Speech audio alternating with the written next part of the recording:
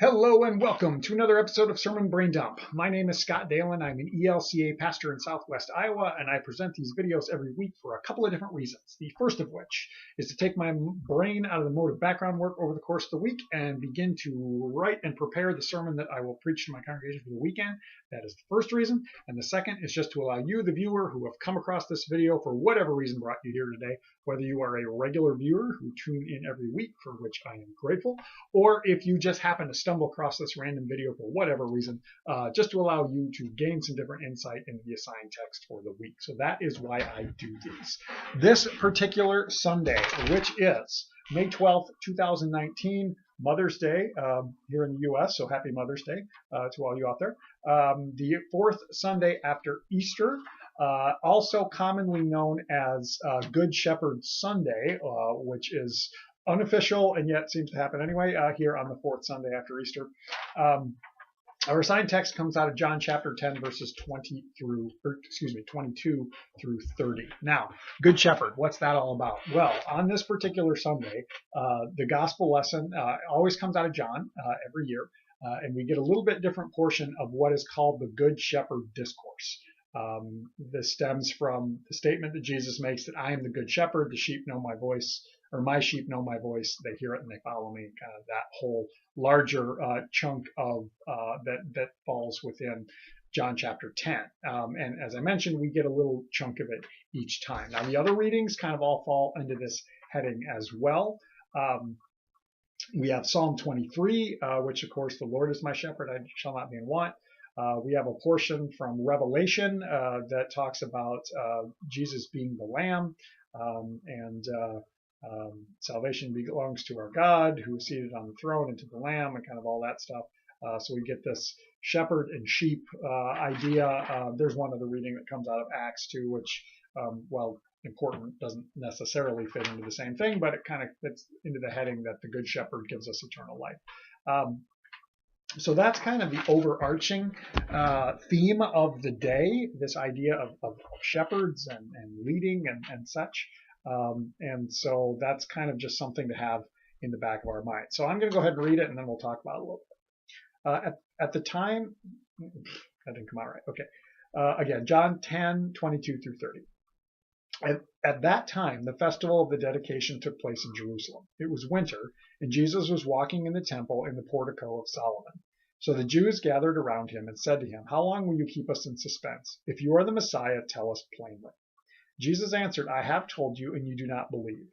The works that I do in my Father's name testify to me, but you do not believe because you do not belong to my sheep. My sheep hear my voice. I know them, and they follow me. I give them eternal life, and they will never perish. No one will snatch them out of my hand. What my Father has given me is greater than all else, and no one can snatch it out of the Father's hand. And the Father and I are one." So that's the reading. Okay, so some thoughts.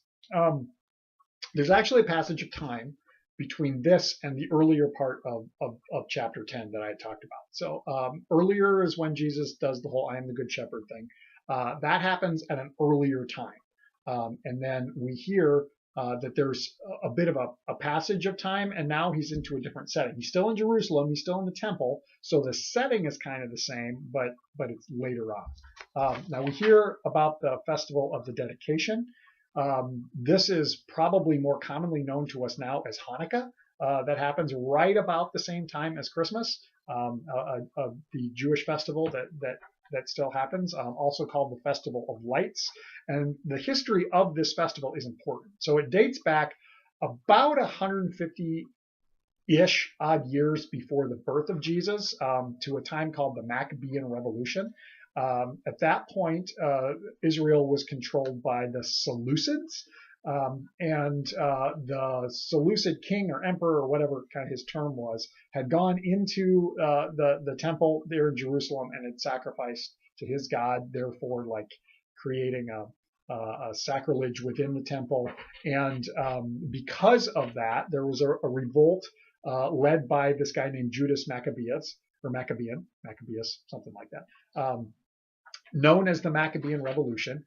And it worked. They were able to cast out the Seleucids, and for a brief window, the Jewish people were self-governed again. And it's brief before the Romans kind of came in and took over, but for this period it happened. So they rededicated the temple, and in order to do that, they needed to light a candle, or light what we might understand as kind of the Christ candle that we always have burning in the sanctuary. Same kind of idea. It's the light of God that is burning, and that would have been in the within the temple. And they have a special sanctified oil that would be used, and they didn't have enough, but miraculously it lasted for the 8 days until they were able to get more. So that's kind of the history, or the background behind the festival of dedication that it talks about here. But that's important because of the exchange that's going on. Now, I need to make another side note here. We hear oftentimes in John, the way things are translated is the Jews. And it's definitely important to note that these opponents of Jesus are not all Jews, that it's a very select batch of people in leadership that often opposed him, and that's who this is referring to. So when this gets used for anti-Semitic purposes, that's not cool. That's not the point of this, and that's not why we bring it up. But that's definitely worth noting, because if there's a critique of John's gospel, that's it. Anywho, that being said, so Jesus has been talking about all these different things. He's been teaching, he's been doing his signs, all that's been happening. In the previous section, he'd been talking to his audience and this whole good shepherd thing. Well, the shepherd analogy is also important and is tied into the history of the nation of Israel, because that's what the kings were known as. The kings were known as the shepherds of the people. They were there to guide God's people, to care for them, to lead them along right paths. So there's this connotation with leadership that's in there too. And now here we are at the Festival of Dedication, or the Festival of Lights, or the Festival of Hanukkah, which remembers that time when a hero rose up to lead the people out of oppression and to lead the people again. So all of that also then finally ties into the question that they ask: if you are the Messiah or the Christ, same word, just two different languages. Messiah is Hebrew and Christ is Greek. But if this is you, tell us plainly. So, are they asking in this setting, in this time of remembrance of remember when we were led out of oppression and became self-governed again? And one person was kind of in charge of that, and they were the anointed one to do that. If this is you, tell us plainly so we can rally behind you. Is that the sense that's going on here? Maybe. But then it also, if that's the case, it speaks into the lack of understanding of what the Messiah, capital, is intended to be. Because the Messiah that is Jesus, that's different than those who have come before. And I've talked about that in past videos as well. Messiah means anointed one, typically in that position of leadership, anointed to be the leader. So think the kings of old, like King Saul and King David and King Solomon. They were all anointed ones. That's some of the history that lies behind this. But then Jesus gets into talking about belonging to my sheep, and so we get into that shepherd analogy. Now, what really captures my attention more than anything is the statement that Jesus makes: "My sheep hear my voice, I know them, and they follow me." This sense of intimacy. The Greek word for "I know them" is ginosko, and this is not only like I know, like I'm aware of you, but it's a deep, intimate knowing. Even in the way that it implies knowing someone in the sexual sense, that intimacy within the relationship. It kind of means the same thing. So I know my sheep. I know them intimately. I know them. I know everything about them.